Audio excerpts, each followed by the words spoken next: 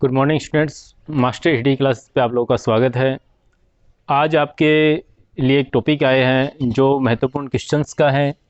Geography के जो topic हुए हैं उनसे रिलेटेड क्वेश्चंस हैं जिनके बारे में हम डिटेल से पढ़ेंगे। पहला जो प्रश्न है भूकंप से रिलेटेड डाला गया है आज के टॉपिक में। ठीक है, भूकंप मापी यंत्र कौन सा है? पहला जो प्रश्न हुआ, भूकंप मापी यंत्र कौन सा है। देखो यहाँ पे यंत्र की बात हो रही है। ठीक है, तो ऑप्शन आप लोगों को दे रखे हैं सिस्मोलॉजी, रिक्टर स्केल, सिस्मोग्राफ या उपरोक्त में से कोई नहीं। तो इसमें जो सिस्मोलॉजी है वो तो भूकंपों के अध्ययन का विज्ञान है, भूकंपों के अध्ययन का विज्ञान है। और जो रिक्टर स्केल है वो भूकंप मापने का पैमाना है। रिक्टर स्केल क्या है? भूकंप मापने का पैमाना है। ठीक है, और जो सिस्मोग्राफ है ये भूकंप मापी यंत्र है। क्या है? भूकंप मापी यंत्र। तो भूकंप मापी यंत्र कौन सा हो गया? सिस्मोग्राफ। कौन सा हो गया? सिस्मोग्राफ। तो आपका आंसर हो जाएगा C फॉर कैट। ठीक है, तो पहला जो प्रश्न है वो प्रश्न क्या था? भूकंप मापी यंत्र कौन सा है या भूकंप मापी यंत्र को क्या कहते हैं? तो सिस्मोग्राफ है। भूकंप मापी यंत्र क्या है? सिस्मोग्राफ है। अब देखिए प्रश्न आया, प्रश्न नंबर 2 है, संसार का सबसे ऊंचा ज्वालामुखी कौन सा है? संसार का सबसे ऊंचा ज्वालामुखी कौन सा है? तो देखो संसार का सबसे ऊंचा पूछा गया है। वर्ड यहाँ पे प्रश्न में वर्ड पे ध्यान देना है। संसार का सबसे ऊंचा ज्वालामुखी कौन सा है, अर्थात ऊंचाई पे कौन सा स्थित है। ठीक है, तो पहला प्रश्न है ओजस डेल सालाडो। तो आपने देखा कि भाई ये ओजस डेल सालाडो संसार का सबसे ऊंचा सक्रिय ज्वालामुखी है। ठीक है, दूसरे नंबर पे है एटना, तीसरे नंबर पे है मोनालाओ और चौथे नंबर पे अपना है एकांकागुआ। देखो इसमें आपसे पूछा गया है कि संसार का सबसे ऊंचा ज्वालामुखी कौन सा है, तो इसका आंसर होगा एकांकागुआ। ठीक है, ये पेरू में है। एकांकागुआ कहाँ पे है? पेरू में है। संसार का सबसे ऊंचा ज्वालामुखी कौन सा है? एकांकागुआ ज्वालामुखी है। कौन सा है? एकांकागुआ है। अब आप कहोगे सर ओजस डेल सालाडो क्या है? हाँ बिल्कुल, ये भी ऊंचा है, लेकिन प्रश्न ध्यान से पढ़िए, संसार का सबसे ऊंचा ज्वालामुखी कौन सा है। इसमें हमसे ये नहीं पूछा गया कि सक्रिय, प्रक्षुप्त या मृत, है ना। रेगुलर किसी का नाम नहीं दिया गया।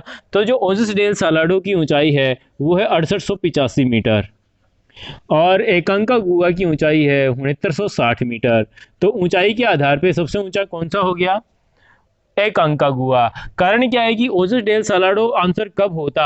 जब यहाँ पे लगाया जाता सबसे ऊंचा सक्रिय ज्वालामुखी या सक्रिय ऊंचा ज्वालामुखी कौन सा है, तो फिर ओजस डेल सालाडो हो जाएगा। यहाँ पे आपसे ना तो सक्रिय पूछा गया है, ना प्रक्षुप्त पूछा गया है, ना शांत पूछा गया है। सीधा सीधा प्रश्न दे दिया कि संसार का सबसे ऊंचा ज्वालामुखी कौन सा है, तो एकांकागुआ ज्वालामुखी है।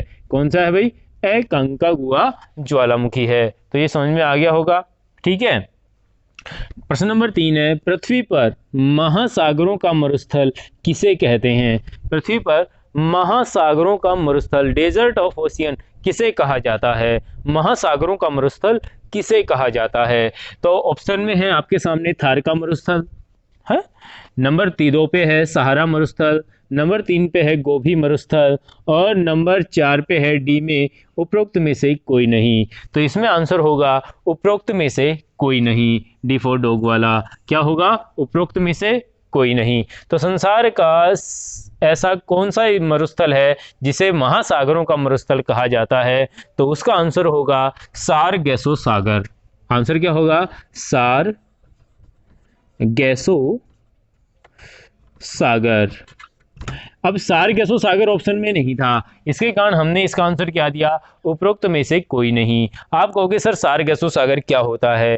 तो जिस बंदे ने, जिस कैंडिडेट ने, जिस स्टूडेंट ने अपना जलमंडल वाला टॉपिक का वीडियो नहीं देखा तो उसको समझ में नहीं आएगा कि सारगेसो सागर क्या था। तो सारगेसो सागर को समझने के लिए आपको जलमंडल वाला टॉपिक देखना बहुत ही अनिवार्य है। इसको वहाँ पर डिटेल से समझाया गया है, लेकिन मैं यहाँ पे आपको कुछ एक दो बातें बता देता हूँ इसके बारे में। ये उत्तरी अटलांटिक महासागर में स्थित है। कहाँ पे स्थित है? उत्तरी अटलांटिक महासागर में स्थित है। 20 डिग्री उत्तरी अक्षांश से 40 डिग्री उत्तरी अक्षांश और 35 डिग्री पश्चिमी देशांतर से 75 डिग्री पश्चिमी देशांतर के मध्य स्थित क्षेत्र है, जिसे सारगेसो सागर कहते हैं। और सारगेसो सागर की विस्तृत जानकारी यदि आपको लेनी है तो अपने जलमंडल वाले टॉपिक पर एक बार जरूर नजर मारें, जो आपको यूट्यूब पे 2-4 दिन पहले ही दिया गया था। अब अगला जो प्रश्न है वो है, पृथ्वी पर कुल जल का कितना प्रतिशत भाग स्वच्छ जल है? स्वच्छ अर्थात उपयोग योग्य है। तो पृथ्वी पर कुल जल का कितना प्रतिशत भाग उपयोग योग्य है? देखो, पहली बात तो जब अपन ने पृथ्वी पढ़ाई थी और दूसरी बात जब हमने जलमंडल पढ़ाया था, तो इस चीज को समझने के लिए आपको पृथ्वी का टॉपिक उसके साथ साथ जलमंडल दोनों ही पढ़ने अनिवार्य हैं। ठीक है, तो पृथ्वी के कुल भाग के 71% भाग पर बेटा जल है। कितने प्रतिशत भाग पे जल है? 71% भाग पे जल है। ये हमारे पास 100% जल है। कितना है? 100% जल है। और इस जल का 97.5% भाग महासागरीय है और 2.5% भाग स्वच्छ और उपयोग योग्य है। क्या है? स्वच्छ और उपयोग योग्य है। तो ऑप्शन में दे रखे 90% नहीं है, 10% नहीं है, 2.5% था, स्वच्छ पूछा है। क्या पूछा है? स्वच्छ पूछा है। तो आंसर क्या हो जाएगा? 2.5%।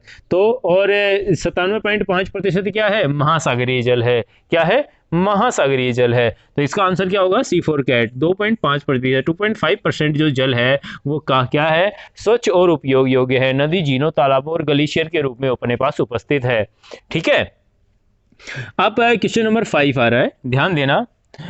ज्वार आने के कितने समय बाद, ठीक है, ज्वार आने के कितने समय बाद या पश्चात भाटा आता है? देखो, जिस बंदे ने ज्वार भाटे का टॉपिक नहीं देखा है कृपया करके वो देखें, उसमें आपको डिटेल से ज्वार भाटे समझाए गए हैं, ज्वार भाटों के रूप बताए गए हैं, उनसे होने वाली क्रियाएं बताई गई हैं। तो वहां से ये प्रश्न बिल्कुल क्लियर समझ में आएगा।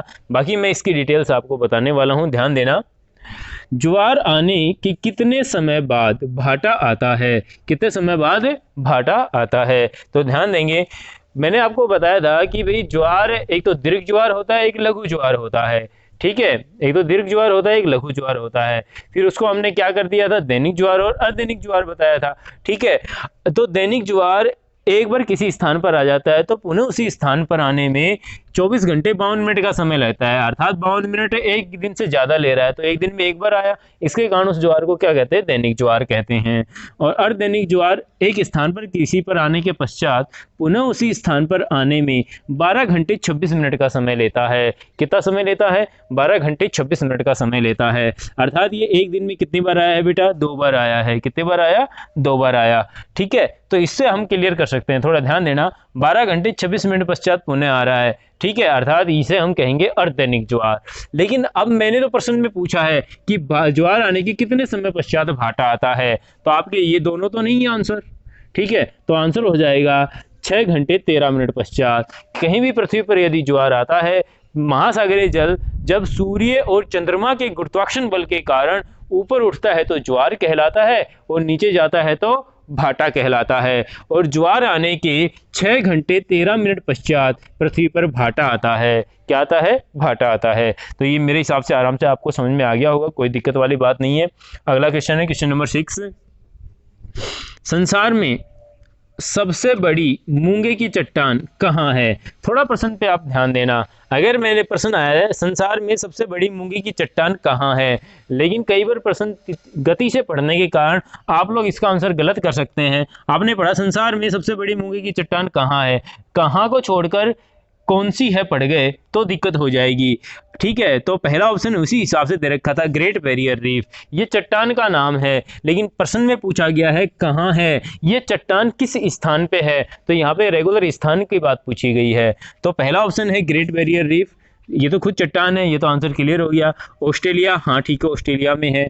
तीसरे नंबर पे सी है क्वींसलैंड द्वीप, और चौथा है जावा द्वीप। तो आपको ये याद होना चाहिए, इस कंडीशन में मूल लोकेशन आपको बतानी है। ठीक है, अब मूल लोकेशन क्या होगी? देखो, ग्रेट बैरियर रीफ तो है नहीं, ऑस्ट्रेलिया में है, ये हमें पता चल गया, लेकिन ऑस्ट्रेलिया में भी कोई स्थान होगा, वो स्थान है क्वींसलैंड द्वीप। कौन सा है? क्वींसलैंड द्वीप है। कौन सा है भाई? क्वींसलैंड द्वीप है।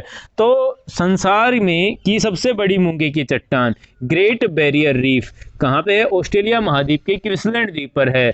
तो मूल स्थान कौन सा हो गया? क्वींसलैंड द्वीप। तो आंसर क्या होगा? C4 कैट, क्वींसलैंड द्वीप। इस चट्टान की लंबाई 1600 मीटर है बेटा। कितनी है? 1600 मीटर।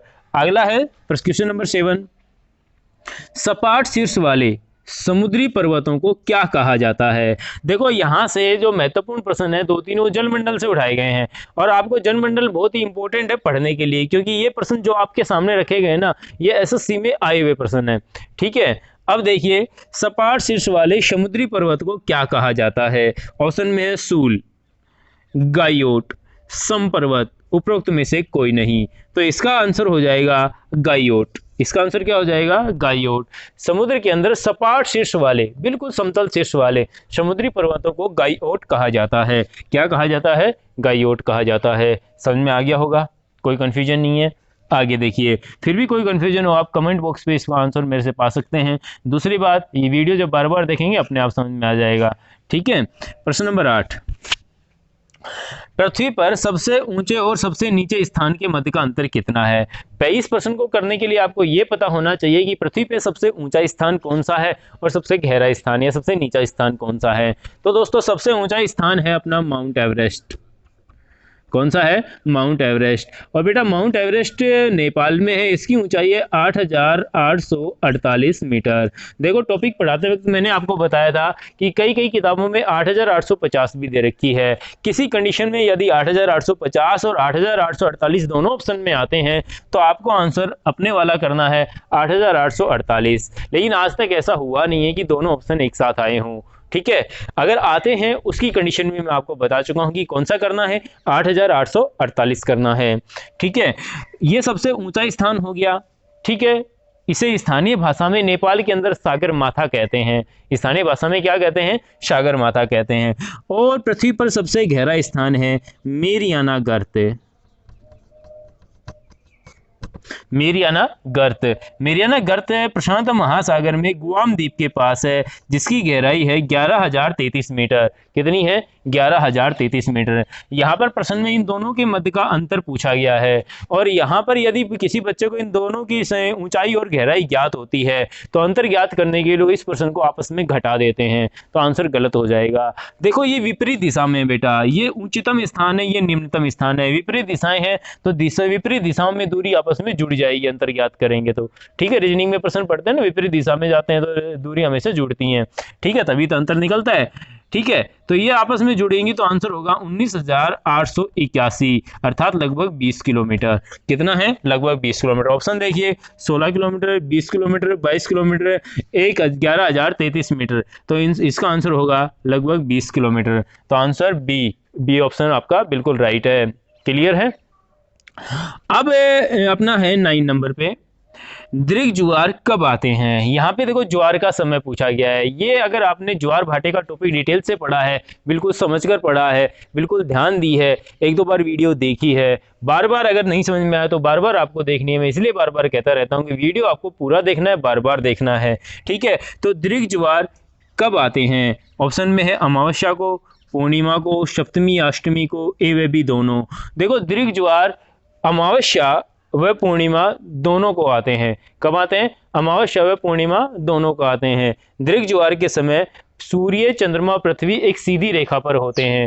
दीर्घ ज्वार के समय सूर्य, चंद्रमा, पृथ्वी एक सीधी रेखा पर होते हैं, बिल्कुल सीधी रेखा पर होते हैं। सूर्य, चंद्रमा, पृथ्वी एक सीधी रेखा पर होते हैं। ठीक है, तो वो कब होते हैं, अमावस्या और पूर्णिमा के दिन। ठीक है, तो अमावस्या व पूर्णिमा के दिन क्या आते हैं, दीर्घ ज्वार आते हैं। इस दिन सूर्य, चंद्रमा, पृथ्वी एक सीधी रेखा पर होते हैं। और मैंने ज्वार भाटे में बताया था कि सीधी रेखा की स्थिति को सिजगी कहते हैं। क्या कहते हैं, सिजगी कहते हैं। तो इसका आंसर हो जाएगा ए व बी दोनों। क्या हो जाएगा, ए व बी दोनों। सार गैसो सागर का अक्षांश विस्तार बताओ। अर्थात सार गैसो सागर मैंने टॉपिक में समझाया था कि महासागरों का मरुस्थल किसे कहते हैं, सार गैसो सागर को कहते हैं। किसे कहते हैं, सार गैसो सागर को कहते हैं। अभी थोड़ी देर पहले क्वेश्चन नंबर 3 में अपन ने जिक्र किया था कि सार गैसो सागर कितने अक्षांशों के मध्य है, तो आपने सुना ही होगा। बताओ जरा, चलो मैं बता देता हूँ। सार गैसो सागर 20 डिग्री उत्तरी अक्षांश से 40 डिग्री उत्तरी अक्षांश के मध्य। बेटा कितने डिग्री के है, 20 डिग्री उत्तरी अक्षांश से 40 डिग्री उत्तरी अक्षांश के मध्य कौन सा है क्षेत्र है, सार गैसो सागर है, जो उत्तरी अटलांटिक महासागर में है। इस क्षेत्र में कभी ना तो ज्वार आते हैं, ना कभी लहरें उठती हैं। समुद्र के अंदर ऐसा स्थान होने के कारण इसे महासागरों का मरुस्थल कहा जाता है। और दोस्तों इसकी खोज स्पेन के नाविकों द्वारा की गई थी। किसके नाविकों द्वारा की गई थी? स्पेन के नाविकों द्वारा की गई थी। आज के जो इम्पोर्टेंट टॉपिक्स के प्रश्न थे वो इस प्रकार से थे, आपके सामने हैं। मैं आशा करता हूँ कि आपको समझ में आ गए होंगे।